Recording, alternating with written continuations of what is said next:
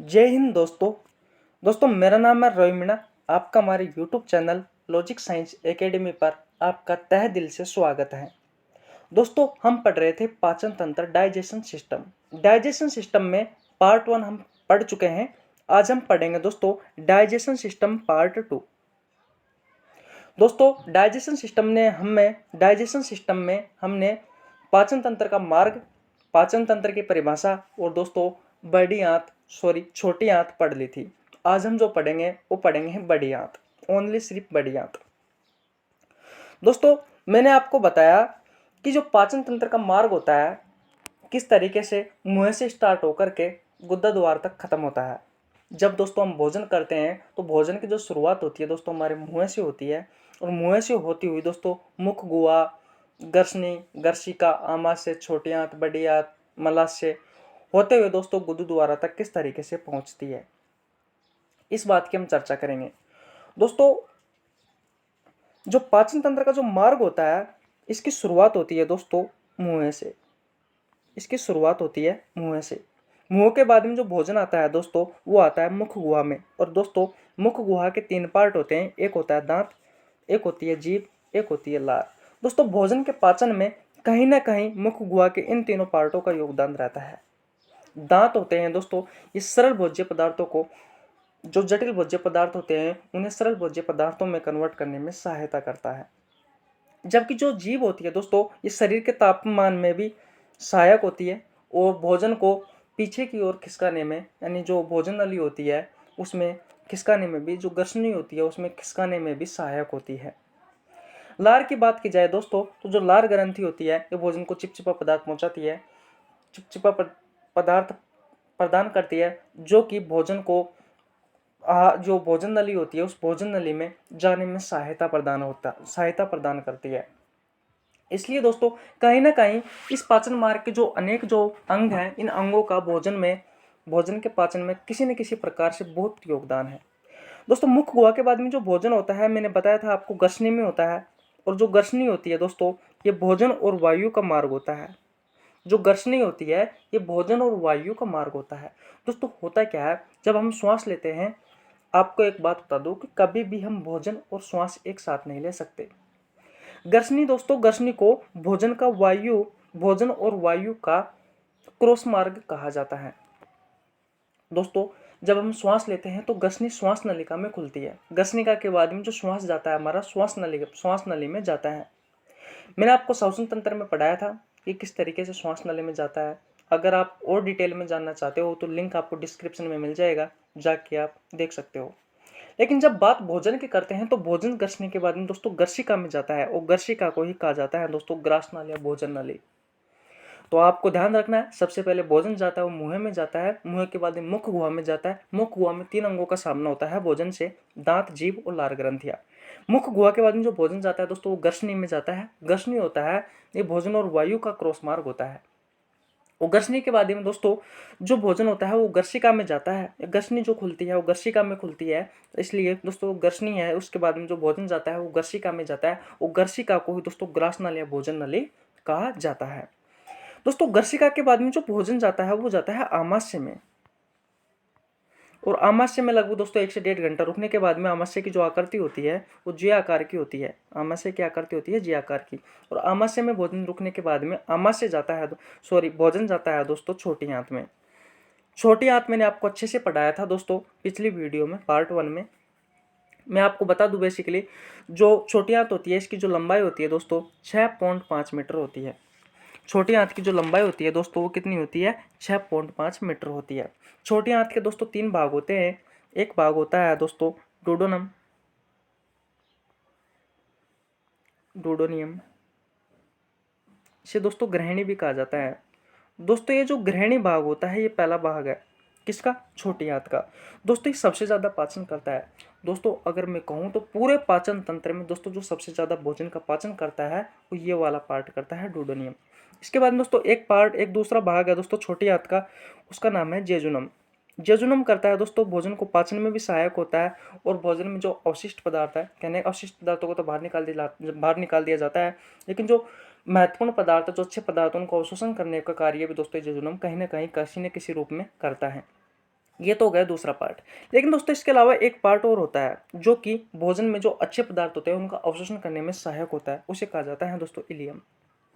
उसे क्या कहा जाता है? इलियम। तो दोस्तों आपको ध्यान रखना है, जो छोटी आंत है, इस छोटी आंत के 3 पार्ट होते हैं। एक होता है डूडेनियम, जो ग्रहणी भी कहा जाता है। दूसरा पार्ट होता है जेजुनम, तीसरा पार्ट होता है इलियम। जो डूडेनियम जो भाग होता है, जो ग्रहणी जो भाग होता है दोस्तों, ये भोजन का सर्वाधिक पाचन करता है। जेजुनम होता है, ये पाचन भी करता है और अवशोषक भी करता है।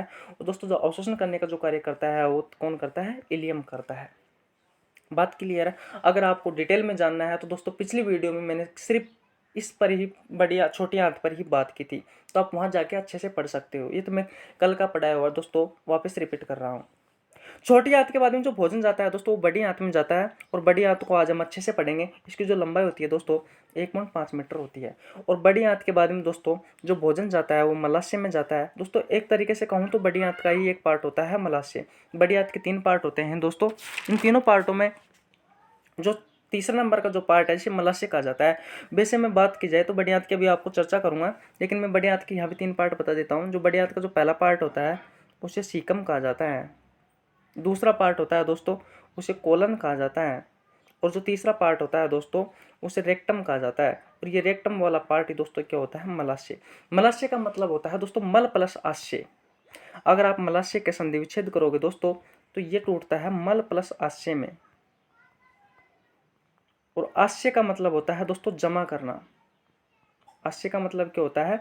जमा करना। किसको जमा कर रहा है? मल को। यानी वह स्थान जो मल को जमा करता है उसे क्या कहा जाता है दोस्तों? मलाशय कहा जाता है। और दोस्तों मलाशय में जमा होने के पश्चात दोस्तों गुदा द्वार के द्वारा शरीर से बाहर निकाल दिया जाता है। यह था दोस्तों हमारे भोजन की प्रोसेस। कहाँ से दोस्तों भोजन स्टार्ट होता है? मुंह से स्टार्ट होता है। और मुंह के बाद में दोस्तों मुख गुआ के बाद में गसनी के बाद में गर्शिका के बाद में आमाशय के बाद में छोटी आंत, फिर बड़ी आंत, फिर मलाशय, और फिर दोस्तों गुदा द्वारा के द्वारा किस तरीके से शरीर से बाहर निकाल दिया जाता है। ये पाचन तंत्र का मार्ग है दोस्तों, जिसमें हमने छोटी आंत पर दोस्तों अच्छे से चर्चा कर ली थी। छोटी आंत पर बहुत अच्छे से चर्चा कर ली थी। अब दोस्तों आज बात करेंगे हम बड़ी आंत की।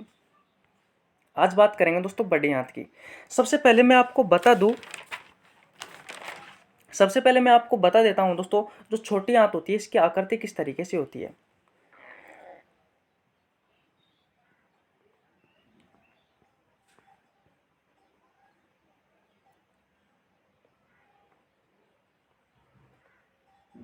ये देखिए दोस्तों, ये जो मैंने डायग्राम बनाया है, तो ये वाला जो पोर्शन है ना दोस्तों, ये वाला, ये तो है छोटी आंत। अंदर वाली क्या है दोस्तों? ये है छोटी आंत। और दोस्तों जो ये बाहर वाला जो मैं अभी ये वाला जो पार्ट है दोस्तों, ये जो अंडरलाइन कर रहा हूं दोस्तों, अलग कलर से कर देता हूं। ये वाला जो पार्ट है दोस्तों, ये वाला, ये बड़ी आंत है दोस्तों। बड़ी आंत की जो लंबाई होती है दोस्तों, बड़ी आंत की होती है 1.5 मीटर। ये जो बड़ी आंत है दोस्तों, ये है बड़ी आंत। बड़ी आंत की जो लंबाई होती है दोस्तों 1.5 होती है। और छोटी आंत की जो लंबाई होती है दोस्तों, ये होती है दोस्तों 6.5। कितनी होती है? 6.5 मीटर। दोस्तों किस आधार पर कहा जाता है, तो आपको ध्यान रखना है, क्षेत्रफल के आधार पर दोस्तों छोटी आंत होती है। इस कारण इसका क्षेत्रफल कम होने के कारण दोस्तों छोटी आंत है, इसको क्षेत्रफल कम होने के कारण इसे छोटी आंत कहा गया है। और बड़ी आंत का क्षेत्रफल अधिक होने के कारण दोस्तों इसे बड़ी आंत कहा गया है। अगर मैं लंबाई की बात करूँ तो छोटी आंत की लंबाई अधिक है और बड़ी आंत की लंबाई कम है। ये बात मैंने आपको कल अच्छे से वीडियो में समझा दी थी दोस्तों। यहाँ तक अब आपको ये तो समझ में आ गया होगा कि छोटी आंत कैसी होती है और बड़ी आंत कैसी होती है। जो अंदर वाला पार्ट है दोस्तों, ये वाला, ये तो होती है छोटी आंत, ये वाला। और जो बाहर आपको दिखाई दे रहा है दोस्तों, मैं एक बार ब्लैक रंग से और बता देता हूँ, ये वाला जो पार्ट है दोस्तों, ये वाला जो पार्ट है, ये वाला पार्ट होता है बड़ी आंत। अब आपको अच्छे से समझ में आ गया होगा कि कौन सा तो छोटी आंत होती है और कौन सी बड़ी आंत होती है।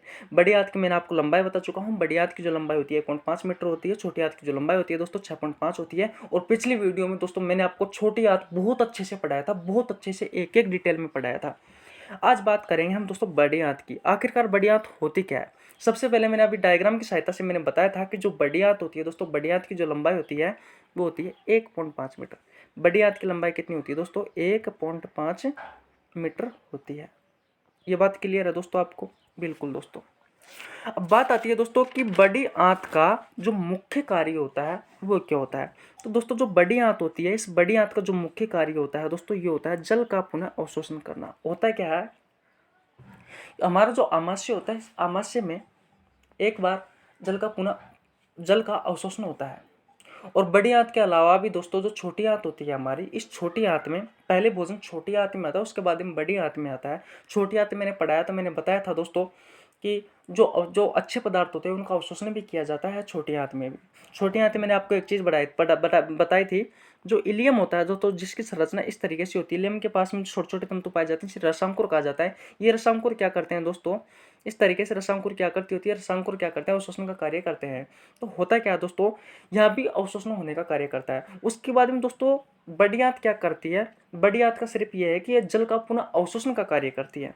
जल का क्या करती है दोस्तों, पुनः अवशोषण करती है। बात क्लियर है, ये इसका मुख्य कार्य हो गया।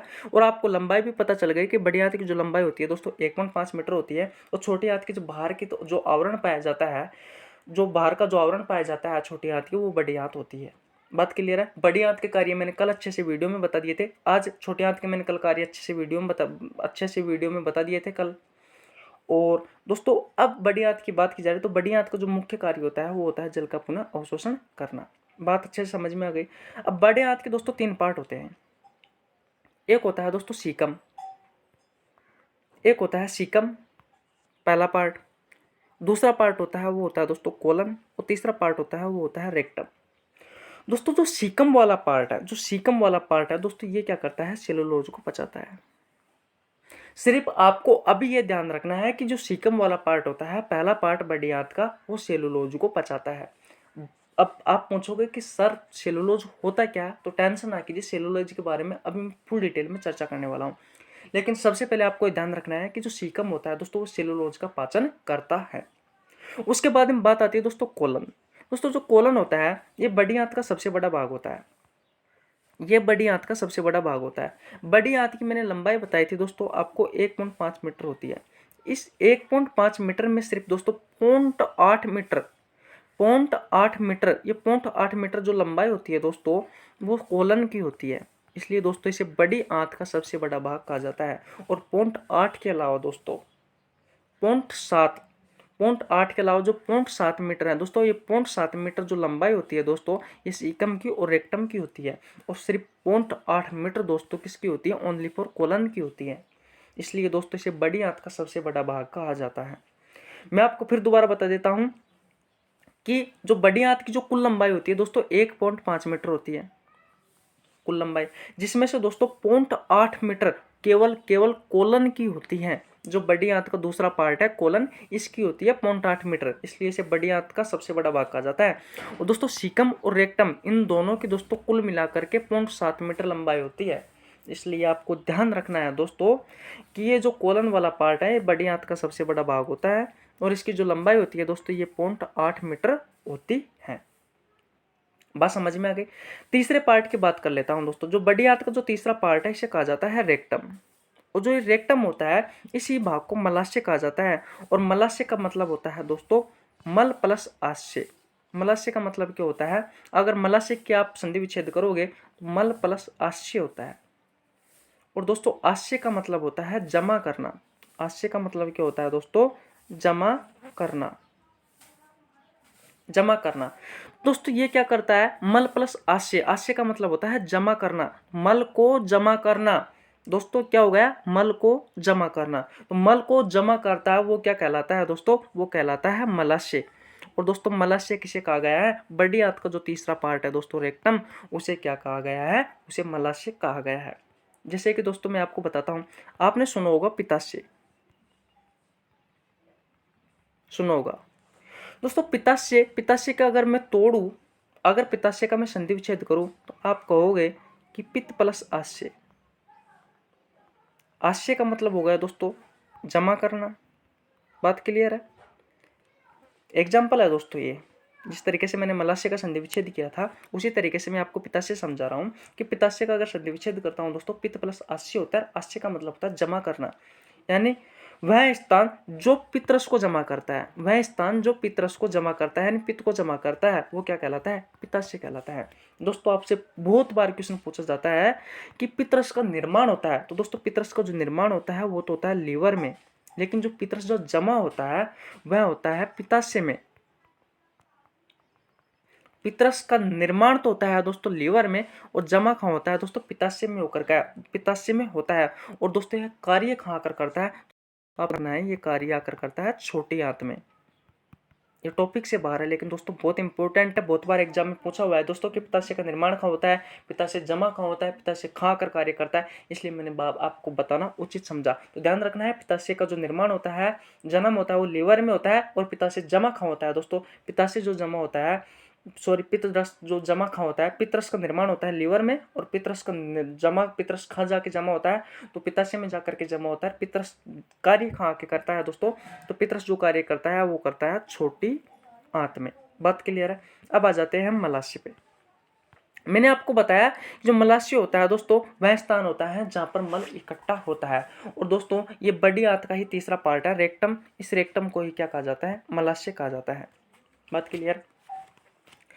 ये तो थी बात दोस्तों बड़ी आंत की, ये तो थी बड़ी आंत की। होता क्या है कि जिस तरीके से सर्वप्रथम में जो हम खाना खाते हैं वो मुंह में जाता है, वो खा जाता है, मुंह में जाता है। और दोस्तों मुंह के बाद में जो भोजन जाता है वो मुख गुहा में जाता है। बात सही है?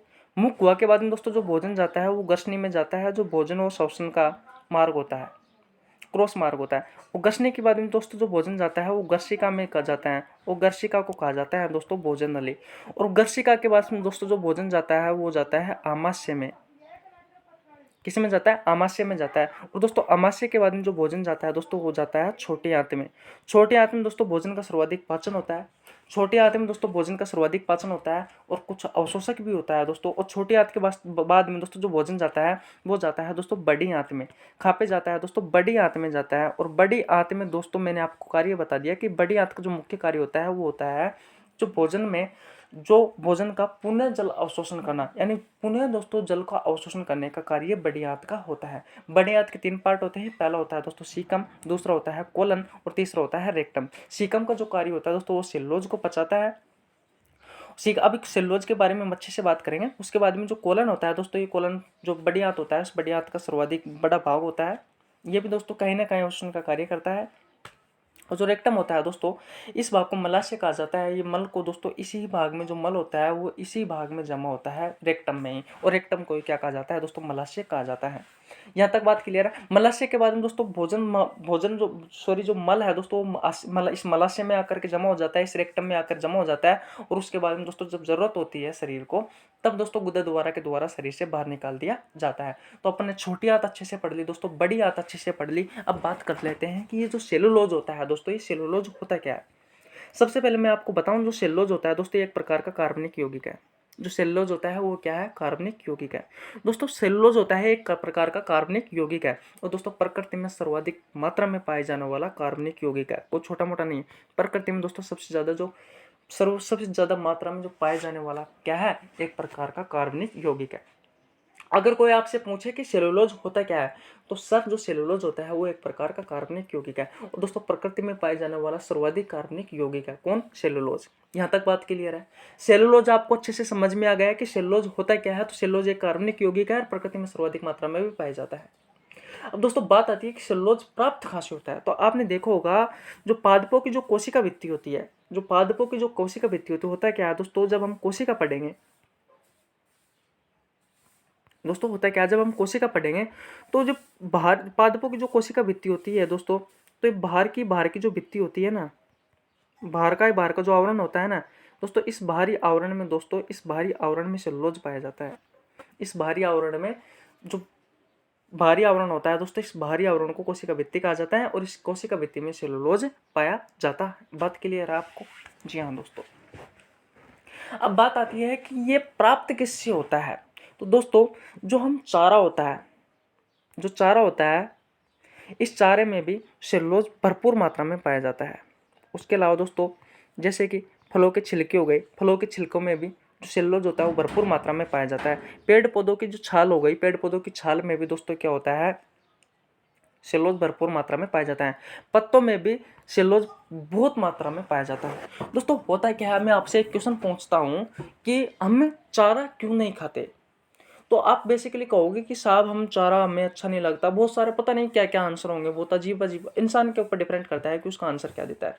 लेकिन बेसिकली बात की जाए, अगर नॉर्मल अच्छे से जवाब देगा तो उसके आंसर देगा कि भैया हमें जो चारा होता है वो हमारे शरीर में पचता नहीं है, इस कारण हम नहीं खाते। जी हाँ दोस्तों, बिल्कुल ये सही आंसर है। जो सेलुलोज होता है, जो चारा होता है दोस्तों, वो चारा हमारे शरीर में पचता नहीं है, क्योंकि जो चारा होता है इस चारे में क्या पाया जाता है दोस्तों, सेलुलोज पाया जाता है। और जो सेलुलोज होता है दोस्तों, हमारे शरीर में सेलुलोज का पाचन करने की क्षमता होती है दोस्तों बहुत ही कम होती है। अब दोस्तों होता है क्या कि ऐसा तो है नहीं है कि हम पेड़ पौधों जो फल होते हैं वो खाते नहीं है, तो फल के छिलके भी हमारे शरीर में जाते हैं, है कि नहीं है। तो है किसी न किसी रूप से दोस्तों हमारे शरीर में सेलुलोज जाता है। आपने देखा होगा जो हरी सब्जी होती है दोस्तों, जो पत्तीदार हरी सब्जी होती है, उस हरी जो पत्तीदार जो सब्जी होती है, जैसे कि हम पालक खाते हैं, मेथी खाते हैं, तो उसमें क्या सेलुलोज नहीं होता क्या। लेकिन जब आपने देखा होगा गाँव में, जब हमारी माताएं, हमारी दादी जब खाना बनाती है तो हरी सब्जी को पहले अच्छे से उबालती है, उसके बाद में दोस्तों उसकी सब्जी बनाती है। तो दोस्तों होता यही है, क्योंकि अधिकांशतः मुख्यतः रूप से इस तरीके से इसलिए उबाला जाता है दोस्तों हरी सब्जियों को, जहाँ तक कि जो उसका सेलुलोज होता है उस सेलुलोज को खत्म किया जा सके। लेकिन वो पूरी तरह से खत्म तो नहीं होता, लेकिन दोस्तों किसी न किसी रूप में जो सेलुलोज होता है उस सेलुलोज का पाचन हमारे शरीर में हो जाता है उबालने से। फिर भी दोस्तों किसी न किसी रूप से जमा भी हो जाता है। तो कई बार होता क्या है, अब बात को मैं बताता हूँ। कई बार होता है क्या है कि सेलुलोज की मात्रा हमारे शरीर में जम जाने के कारण एक दोस्तों हमारा शरीर दर्द करने लग जाता है। दोस्तों जो दर्द करने लग जाता है उसे अपेंडिक्स कहा जाता है। उसे क्या कहा जाता है दोस्तों, अपेंडिसाइटिस कहा जाता है उस बीमारी को। वो दोस्तों सेलुलोज के हमारे शरीर में जमा हो जाने के कारण जो बीमारी होती है, जिससे हमारे शरीर में दर्द होता है दोस्तों, जिससे हमारे पेट में दर्द होता है, उस बीमारी को कहा जाता है अपेंडिसाइटिस। अब देखिए दोस्तों किस तरीके से अपेंडिसाइटिस जो बीमारी होती है किस तरीके से होती है, मैं आपको बताता हूँ। दोस्तों बड़ी आंत का जो पहला पार्ट होता है वो होता है सीकम। कौन सा होता है दोस्तों, वो होता है सीकम। और सीकम के पास में दोस्तों जो सीकम होता है, सीकम के पास में पूंछ जैसी एक संरचना पाई जाती है। जो पूंछ होती है दोस्तों, जो पूंछ होती है इस तरीके से एक संरचना पाई जाती है सीकम के पास में। बात क्लियर है। बड़ी आंत का जो पहला पार्ट होता है सीकम, इस सीकम के पास में एक पूंछ जैसी संरचना पाई जाती है दोस्तों। इस पूंछ जैसी जो संरचना होती है उसे कहा जाता है अपेंडिक्स। उसे क्या कहा जाता है दोस्तों, उसे अपेंडिक्स कहा जाता है। और दोस्तों होता क्या है, जब हमारे शरीर में जो सेलुलोज होता है जब पचता नहीं है, तो ये क्या होता है, जब पचता नहीं है हमारे शरीर में जो सेलुलोज होता है, जब ये अच्छे से पचता नहीं है तो ये अपेंडिक्स में जाकर के जमा हो जाता है। मैंने आपको बताया जो सेलुलोज होता है किससे प्राप्त होता है, पेड़ पौधों की छाल से होता है। फलों के जो आवरण होता है, जो फलों का जो कवर होता है, जो छोटा होता है, जो छिलका होता है फलों का, उससे भी प्राप्त होता है। हरी सब्जी होती है उनसे भी प्राप्त होता है। चारा हो गए, घास हो गई, पत्ती हो गई दोस्तों, इन सबसे सेलुलोज प्राप्त होता है हमारे शरीर में। दोस्तों जब हम किसी न किसी रूप में सेलुलोज का पाचन करते हैं तो हमारे शरीर में सेलुलोज का जब हम सेवन करते हैं, किसी हरी पत्तीदार सब्जियां या फिर फलों का सेवन करते हैं, तो हमारे शरीर में किसी न किसी रूप में दोस्तों सेलुलोज जमा हो जाता है। और ये जमा कहाँ जा करके होता है दोस्तों, तो इस अपेंडिक्स नामक जो संरचना होती है दोस्तों, ये सीकम के पास एक पूंछ जैसी संरचना होती है, यहाँ जा करके जमा हो जाता है। यहाँ जाकर के दोस्तों क्या होता है, ये अपेंडिक्स में जाकर के जमा हो जाता है। जब अपेंडिक्स में जाकर जमा होगा तो दोस्तों अपेंडिक्स की क्या होती है, जो लंबाई होती है दोस्तों, ये लंबाई बढ़ने लग जाती है दोस्तों। अपेंडिक्स की जो लंबाई होती है, अपेंडिक्स की लंबाई बढ़ने लग जाती है। और जब हमारे शरीर में दोस्तों अपेंडिक्स की लंबाई बढ़ेगी तो हमें दोस्तों ये सुई की तरह चुभने लगती है, किसी न किसी तरीके से दोस्तों हमारे शरीर में दर्द उत्पन्न करती है। जब ये दर्द उत्पन्न करने की जो समस्या होती है दोस्तों, इसे ही अपेंडिसाइटिस कहा जाता है। इसे ही क्या कहा जाता है दोस्तों, इसे ही अपेंडिसाइटिस कहा जाता है। तब आपको अच्छे से समझ में आ गया कि सेलुलोज होता क्या है, और सेलुलोज की अधिक मात्रा से सेवन करने के कारण दोस्तों होता क्या है, हमारे शरीर में अपेंडिसाइटिस नामक बीमारी हो जाती है। और दोस्तों जब ये अपेंडिसाइटिस बीमारी हो जाती है तो होता क्या है, बेसिकली ऐसे तो इसका इलाज होता नहीं है, लेकिन दोस्तों हमें ऑपरेशन कराना पड़ता है। क्या कराना पड़ता है दोस्तों, ऑपरेशन कराना पड़ता है। और ऑपरेशन करा के दोस्तों जो अपेंडिक्स होता है, जो ये अपेंडिक्स होता है दोस्तों, इस अपेंडिक्स को क्या करना पड़ता है, हमारे शरीर से ही कटवाना पड़ता है। अगर आप कटवाओगे तब जाकर के दोस्तों इस दर्द की समस्या से हमें छुटकारा मिलता है। तो दोस्तों आपको अच्छे से समझ में आ गई होगी आज की क्लास। हमने आज सिर्फ बड़ी आंत के बारे में पढ़ा। मैंने आपको बताया, मैं दोबारा बताता हूँ, जो बड़ी आंत होती है, जो छोटी आंत का जो भारी आवरण होता है, ये बड़ी आंत की जो संरचना होती है वो इस तरीके से होती है। मैंने अभी आपको डायग्राम के द्वारा बनाया कि छोटी आंत का जो डायग्राम होता है, छोटी आंत के चारों ओर जो एक संरचना होती है दोस्तों चारों तरफ, उसे बड़ी आंत कहा जाता है। और बड़ी आंत की जो लंबाई होती है दोस्तों वो होती है 1.5 मीटर। और दोस्तों मुख्यतः इसका जो कार्य होता है वो जल का पुनः अवशोषण करने का कार्य करती है दोस्तों बड़ी आंत। और बड़ी आंत के दोस्तों 3 पार्ट होते हैं, एक होता है सीकम, और दोस्तों सीकम होता है ये सेलुलोज का पाचन करता है। किस तरीके से पाचन करता है ये मैंने अभी आपको डिटेल में समझा दिया। दूसरा पार्ट होता है कोलम। दोस्तों ये कोलन बड़ी आंत का सर्वाधिक पार्ट होता है दोस्तों, सबसे ज़्यादा लंबाई वाला भाग होता है, लगभग 0.8 मीटर। बड़ी आंत की अगर मैं बेसिकली लंबाई देखूँ तो दोस्तों 1.5 मीटर होती है। 1.5 मीटर में दोस्तों अकेला 0.8 मीटर तो दोस्तों कोलन वाला भाग होता है। और दोस्तों बचा जो 0.7 मीटर वाला जो पार्ट है ये सीकम और रेक्टम वाला भाग होता है। इसके बाद में दोस्तों बात आती है तीसरे वाले भाग की। तीसरा वाला भाग होता है दोस्तों ये होता है मलाशय। तीसरा वाला जो भाग होता है दोस्तों ये होता है मलाशय। इसमें क्या होता है दोस्तों, भोजन का पाचन होने के पश्चात जो मल होता है वो इस मलाशय में आकर के ही जमा हो जाता है। इसके बारे में दोस्तों मलाशय में आकर के जमा हो जाने के बाद जो शरीर को जब आवश्यकता होती है दोस्तों तो उसे क्या करता है, गुदा द्वारा शरीर से बाहर निकाल दिया जाता है। सेलुलोज के बारे में दोस्तों हमने अच्छे से पढ़ लिया। सेलुलोज होता क्या है, सेलुलोज एक कार्बनिक यौगिक होता है। किस तरीके से सेलुलोज जब हमारे शरीर में नहीं पचता, सेलुलोज जब हमारे शरीर में नहीं पचता है तो किस तरीके से कौन सी समस्या होती है और उस समस्या का छुटकारा क्या होता है दोस्तों। तो हमने दोस्तों पिछली वीडियो में छोटी आंत पढ़ ली, इस वीडियो में दोस्तों हमने बड़ी आंत पढ़ ली। बड़ी आंत में दोस्तों मैंने मलाशय भी पढ़ा दिया जो तीसरा पार्ट होता है। और दोस्तों मलाशय के बाद जो गुदा द्वार होता है, गुदा द्वार को और कुछ कार्य नहीं होता है दोस्तों, सिर्फ जो मल इकट्ठा होता है उसको हमारे शरीर से बाहर निकालने का कार्य करता है। तो छोटी आंत पढ़ ली दोस्तों हमने, और मैं बता देता हूँ आपको, हमने छोटी आंत पढ़ ली, बड़ी आंत पढ़ ली, मलाशय पढ़ लिया, गुदा द्वारा पढ़ लिया। जो चारों महत्वपूर्ण चीज़ है दोस्तों ये पढ़ ली। अब दोस्तों हम जो कल पढ़ेंगे वो पढ़ेंगे दोस्तों मुंह का भी कुछ बेसिकली कार्य नहीं होता है, सिर्फ मुंह जो भोजन को अंदर आने देता है यही मुंह का कार्य होता है। उसके बाद में दोस्तों हम पढ़ेंगे मुख गुहा। मुख गुहा में दोस्तों हम पढ़ेंगे दांत, फिर जीभ, फिर लार ग्रंथियाँ, तीनों पढ़ेंगे। तो जुड़े रहिए दोस्तों हमारे साथ। अगर आपको वीडियो अच्छी लगती है तो वीडियो को लाइक करो, शेयर करो। धन्यवाद दोस्तों। जय हिंद, जय भारत।